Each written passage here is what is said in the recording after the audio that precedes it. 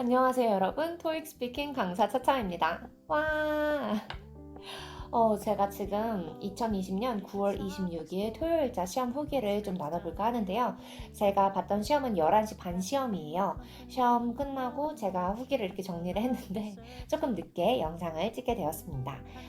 일단 시험 난이도 자체는 좀 무난한 편이었고요. 제 영상을 이제 보시는 분들 중에서 이미 이날 시험을 보고 본인은 답변하고 좀 맞춰보고 싶다 하시는 분들도 계실 거고, 그리고 이제 나는 토스 시험을 봐야 되는데 여태까지 시험 문제가 어떤 식으로 나왔는지 궁금하다 해서 보시는 분들도 계실 것 같아요. 어떤 식으로 어떤 이유로 보시건 무조건 도움이 되는 영상이 될 테니까요. 끝까지 잘 봐주시면 좋을 것 같아요. 자, 제일 먼저 파트 1입니다.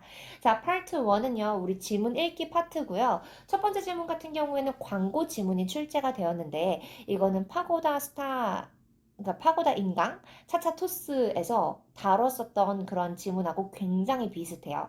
광고문 중에서도 아파트먼트 광고문이었고요. 오케이. 자, 그 다음에 이런 광고문이 나왔을 때 처음에 시작하는 그 문장이 뭐 그렇니? 라고 하면서 물어보는, 너 이런 거 찾아보고 있니? 라는 식의 물어보는 문장이 많이 출제가 돼요. 그래서 이번에도 Are you looking for a new apartment? 하면서 물어보는 형식으로 첫 번째 지문이 시작이 되었구나 라고 봐주시면 될 것 같고요. 그 다음에 맨 마지막에 If you'd like to schedule a tour, 그러면 visit our website today 라는 식의 멘트가 나오는데, 맨 마지막에 today 하면서 느낌표가 있는 구간이 있어요. 느낌표는요, 여러분들 막 today 하면서 올라갈 것 같지만 today 하면서 음을 내려준다 라고 또 보시면 돼요. 느낌표는 무조건 음을 힘주면서 내린다 라고 보시면 되겠습니다. 자, 그 다음에 in addition 이라는 애가 있는데, 여기는 in addition 이라고 발음이 되지 않고 in addition 이라고 발음이 되어요. 정말 많은 사람들이 고사장에서 in addition 이라고 잘못 발음을 하는 경우가 많기 때문에 꼭꼭꼭 기억을 해서 in addition, additionally 라고 발음을 해보시길 바랍니다. 자, 그 다음에 두 번째 지문은 이제 사람을 소개하는 지문이에요. TV쇼나 라디오쇼에서 어떤 사람을 소개를 해주는데요. 이번에 소개하는 사람이 브렉퍼스트 스팟의 사장을 소개하는 그런 지문이었어요. 그러다 보니까 이제 파트 1에 또 나열되는 구조가 무조건 출제가 되거든요. 뭐 이게 있고 저게 있고 또 이런 게 있어요 라고 하면서 A, B, and C 하는 이런 나열 구조가 무조건 나오는데 두 번째 질문의 나열 구조는 including eggs, pancakes and waffles 하면서 마무리가 되었다라고 봐주시면 되겠습니다. 실제로 시험 끝나고 여기 팬케이크 나와가지고 끝나고 여러분도 혹시 버터핑거스라는 버터핑거일걸요? 버터핑거라는 그 브렉퍼스트 스팟을 아실는지 모르겠어요. 굉장히 유명한 체인인데 거기서 팬케이크를 먹었다는. 네. 자, 그러면 파트 2. 자, 파트 사진은요. 그 장소는 다운타운 사진이었고요. 여기 사진 같은 경우에는 좀 사람들이 여럿이 보였는데 그 중에서 눈에 띄는 그런 사람들은 오른쪽 편에 있던 일하고 있는 사람 2명. 에서 two workers on the right side of the picture가 보였고, 이것도 제가 차차 인강에서 다뤘었던 내용인데 짐을 싣고 내리는 그런 모습도 시험에 잘 나와요. 이번에는 짐을 이렇게 밴에 올리는 그런 모습이 출제가 되었는데, 이때 loading some boxes, 우리가 올리는 건 loading, 내리는 건 unloading 이라고 표현을 또 해주시면 되겠습니다. 그래서 loading some boxes in the van 이라고까지 얘기를 해주시면 되겠고요. 그리고 왼쪽에 커플이 보였는데 제가 봤을 땐 이 사람들은 tourist예요. 그래서 they are checking, 뭐를 확인하고 있냐면 their phones. Maybe 아마도 they are checking the direction. 어디 가기 위한 direction을 찾아보고 있는 것 같다. 라고까지 얘기를 해주면 될 것 같아요. 그리고 나머지는 별거 없었고 뒤쪽에 건물 말해주고 끝! 하시면 됩니다. 너무 잡다하게 이것저것 하나하나 다 묘사하려고 하면 시간이 오히려 부족해지니까요. 조금씩 골고루 안전하게 답변을 마무리하시는 걸 팔2에서는 정말 추천드려요. 너무 이렇게 많은 생각을 하지는 마시고 준비 시간에 너 메인, 너 마이너, 너 배경 이렇게 좀 생각을 해보시면 좋겠습니다. 네, 자, 그러면 이제는 Part 3를 한번 시작을 해보도록 하겠습니다. 자, 여러분들 Part 3의 주제는 모바일 앱이었어요. 여러분들 스마트폰 앱 많이들 하시잖아요. 그래서 그런 스마트폰 앱에 대한 내용이었는데, 4번 문제 같은 경우에는 제일 먼저 너가 제일 최근에 썼던 앱이잖아. 그거 언제 썼니? 그거 뭐였니? 라고 물어보는 아주 간단한 내용이었죠. 근데 여러분들 초반에 우리가 모바일 앱에 대해서 너가 질문에 답변을 하게 될 거야 라고 디렉션에서 알려주거든요. 그때 그렇구나 하고서 끝내시면 이거는 절대 what에 대한 what was it 이라는 질문에 대한 답변을 바로바로 하는 게 조금 어려울 수 있어요. 그래서 어떻게 해줘야 되냐면 디렉션 때 모바일 앱 그러면 나는 뭐 카톡, 인스타 뭔가 이렇게 좀 생각을 해주셔야 돼요. 만약에 주제가 파크다? 그럼 내가 공원에 가서 뭘 하는지, 쇼핑이 주제다? 그럼 내가 뭘 주로 구매를 하는지에 대해서 꼭 생각을 해두실 필요가 있습니다. What에 대한 질문이 잘 나오기 때문에 그래요. 자, 그 다음에 5번 문제는 여러분들이 이제 모바일 앱을 사려고 할 때 어디 가서 그런 정보를 얻니? 라는 질문이 출제가 되었어요. 근데 보통 우리는 그러면 인터넷이라고 많이들 준비를 해가지고 가는데 이번 문제가 뒷부분에서 Where would you go to get that information? 이라고 문제가 출제가 된 거예요. 그러면 사람들이 I would go to the internet? 이라고 말을 하는 게 좀 어색하게 느껴져서 이거 어떡하지? 라고 생각을 또 많이 하셨던 것 같아요. I would go online to get some information 이라고 답변하셔도 괜찮아요. 이유? It's convenient and fast. 이렇게 간단하게 답변하셔도 우리 고득점 받을 수 있기 때문에 최대한 간단하게 답변을 완성을 해볼 필요가 있겠죠. 자, 그 다음에 6번 문제는 사실 6번이 조금 어려웠을 것 같기도 해요.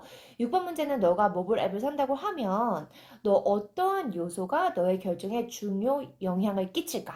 뭐 이렇게 문제가 출제가 됐는데 원래 Part 3 같은 경우에 6번에 이런 식으로 문제가 출제되면 Which of the following would be most important factor to consider when you buy the mobile app? 이라고 문제가 출제가 되는데 이번에는 그런 옵션이 주어지지 않고요. 내가 그 팩터 하나를 생각을 해줬어야 돼요. 그래서 뭐 많이들 또 온라인 리뷰, customers review 뭐 이런 식으로 또 준비를 해 가시는데 그렇게 답변하셔도 엄청 적절하다라고 하기는 어렵지만 그래도 괜찮은데요.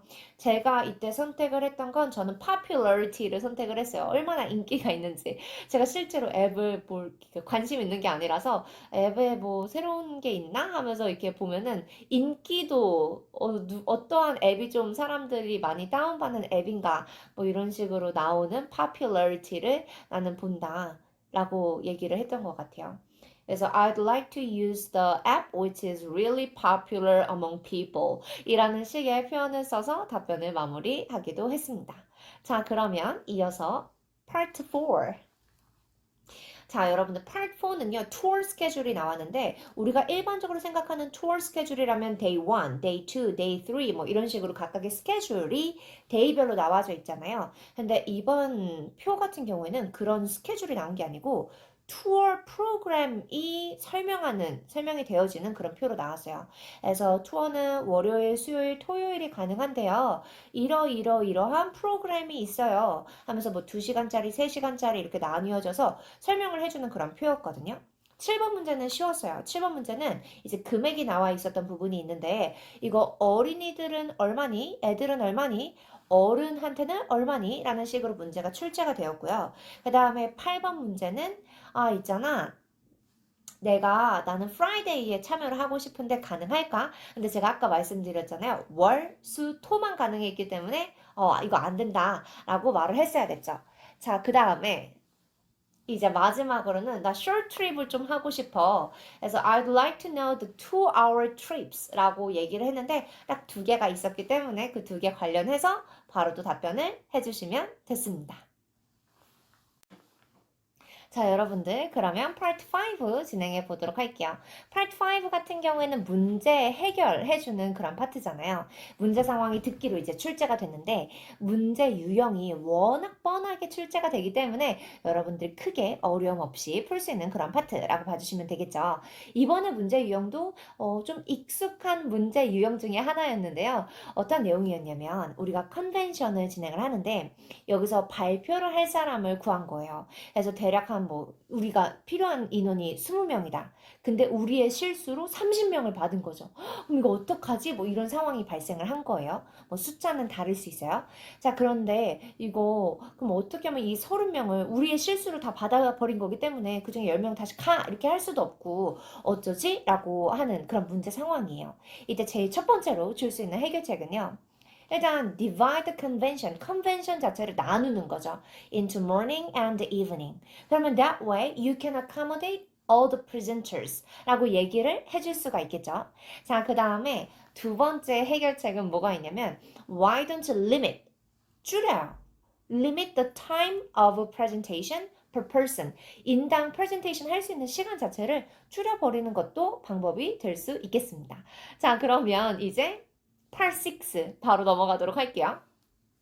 Part 6의 문제도 좀 이거 쉬웠네요, 이번에. 그 advantages of sharing the workspace 아니면 an office with the coworkers 라고 문제가 출제가 됐어요. 말을 해도 되겠죠?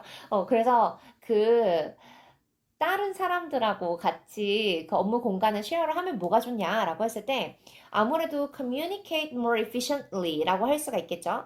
그래서 communicate more efficiently 그러면은 as a result we can share some useful information 할 수 있고 그리고 이제 결과적으로 work efficiency가 will be definitely improved 라는 표현을 써줄 수가 있고요. 그리고 또 다른 표현은 이제 고득점을 받을 수 있는 표현 중에 하나인데요. You know what? Nowadays 있잖아. 요즘에 many tasks, 많은 업무들이요. require teamwork, team skills 라는 식의 표현을 써서 이제 추가로 한 문장, 두 문장 정도만 덧붙여 주셔도 충분히 고득점으로 연결이 될 수 있어요. 근데 여러분들, 이런 모든 내용들을 우리가 다 들었는데요. 중요한 거는 어떻게 이거를 전달하느냐가 되겠죠. 그래서 파트 5하고 6에서는 특히나 고득점을 받아가셔야 되는 파트이기 때문에 여러분들 답변하실 때 기본 템플릿은 꼭 아셔야 돼요. 뭐 저한테 수업 들으셨던 분들은 저의 그 템플릿을 분명히 아셔야 되고 그리고 또 다른 선생님들한테 이제 수업 들으셨던 분들도 그들의 템플릿이 있을 거잖아요. 그래서 파트 5, 6에서는 특히나 그 템플릿 베이스로 답변을 꼭 서론, 결론을 완성을 해주고 그 중간중간의 문장들을 좀 깔끔하게 소리낼 수 있게끔 해서 답변의 완성도를 좀 높이는 쪽으로 공부를 해주시는 걸 추천을 드리도록 하겠습니다. 자, 여러분들 그러면 저의 시험 후기는 여기서 이만 마치도록 하고요. 그래도 이번엔 좀 나름 빨리 또 영상을 찍어서 기분이 굉장히 좋습니다. 제가 또 언젠가 이렇게 시험 후기 영상으로 만날 수 있도록 좀 더 부지런, 덜 게을러져 보도록 할게요. 자, 그러면 시험 잘 보시길 바라며 화이팅!